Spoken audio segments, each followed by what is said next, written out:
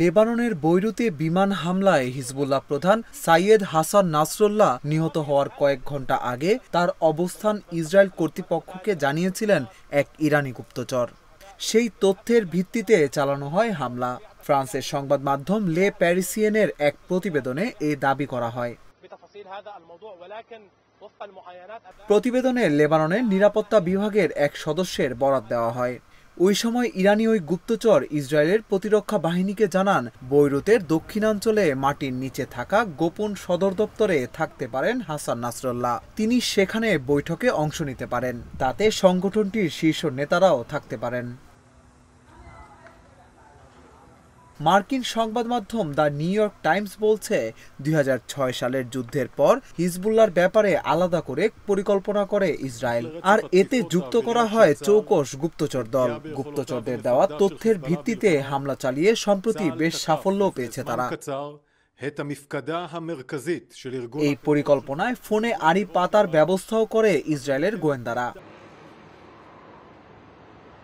গত শুক্রবার রাতে লেবাননে ইসরায়েলের বিমান হামলায় হাসান নাসরুল্লাহ নিহত হন। 3 দশকের বেশি সময় ধরে তিনি হিজবুল্লাহর নেতৃত্বে ছিলেন। নেপালে ভয়াবহ বন্যা ও ভূমিধসে অন্তত 112 জনের মৃত্যু হয়েছে। এছাড়া নিখোঁজ রয়েছে অনেকে। মৃতের সংখ্যা আরও বাড়তে পারে বলে আশঙ্কা করা হচ্ছে।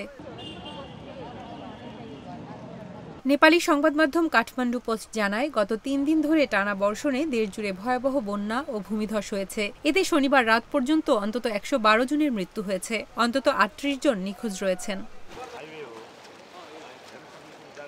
নেপালের স্বরাষ্ট্র মন্ত্রণালয়ের বিবৃতিতে বলা হয়, চলমান দুর্যোগে 99 জনের মৃত্যু এবং 100 জন আহত হয়েছে। এছাড়া দেশটির পাঁচথার, ঝাপা, মাহোত্তারি, কাঠমান্ডু, ললিতপুর, কাভরে, সিন্ধুলি, ধাদিং, সিন্ধুপালচোক, দোলাখা এবং রূপান্দেহি জেলায় অন্তত 68 জন নিখোঁজ রয়েছেন।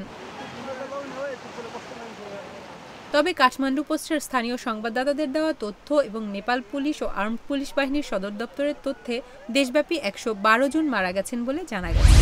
ইসরায়েলি হামলায় হাসান নাসরুল্লাহর মৃত্যুর পর নেতৃত্বশূন্য হয়ে গেছে লেবাননের সশস্ত্র গোষ্ঠী হিজবুল্লাহ। এর আগে নিহত হয়েছেন সংগঠনটির অপারেশনস চিফ ইব্রাহিম আকিল ও শীর্ষ কমান্ডার ফুয়াদ শুকুর।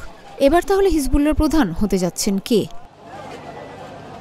ইসরায়েলি সংবাদ মাধ্যম টাইমস অফ ইসরায়েলের এক প্রতিবেদনের বরাতে ভারতীয় সংবাদ মাধ্যম ইন্ডিয়া টুডে বলছে, হাসান নাসরুল্লাহর এক আত্মীয় এই পদে আসতে পারেন। তার নাম হাশেম সাফিউদ্দিন। সম্পর্কে তিনি হাসান নাসরুল্লাহর ভাই হন। তবে এবারের হামলায় হাশেম সাফিউদ্দিনও নিহত হয়েছেন বলে বিভিন্ন সংবাদ মাধ্যমে সংবাদ প্রকাশিত হয়েছে। অবশ্য বার্তা সংস্থা রয়টার্স বলছে তিনি বেঁচে আছেন। বলা হচ্ছে হাশেম সাফিউদ্দিন এবার সংগঠনটির দায়িত্ব পেতে যাচ্ছেন। তবে এ ব্যাপারে হিজবুল্লাহ কোনো মন্তব্য করেনি। এর আগে 2017 সালে হাশেম সাফিউদ্দিনকে সন্ত্রাসী তালিকায় যুক্ত করে আমেরিকা। তিনি হিজবুল্লাহর রাজনৈতিক দিক দেখেন। এছাড়া তিনি জিহাদ কাউন্সিলেরও সদস্য। ইরান সরকারের সঙ্গেও সম্পর্ক বেশ ভালো তার। তিনি কাশেম সোলাইমানির মেয়ে জয়নব সোলাইমানির শ্বশুর হন। নাসরুল্লাহর মতো সাফিউদ্দিনও একজন আলেম, যিনি কালো পাগড়ি পরেন। সাবেক হিজবুল্লাহ প্রধানের সঙ্গে তার শারীরিক সাদৃশ্যও রয়েছে। নাসরুল্লাহর উত্তরসূরি হিসেবে তাই হাশেম সাফিউদ্দিনকে বিবেচনা করা হতে পারে বলেই মনে করছেন অনেক বিশ্লেষক।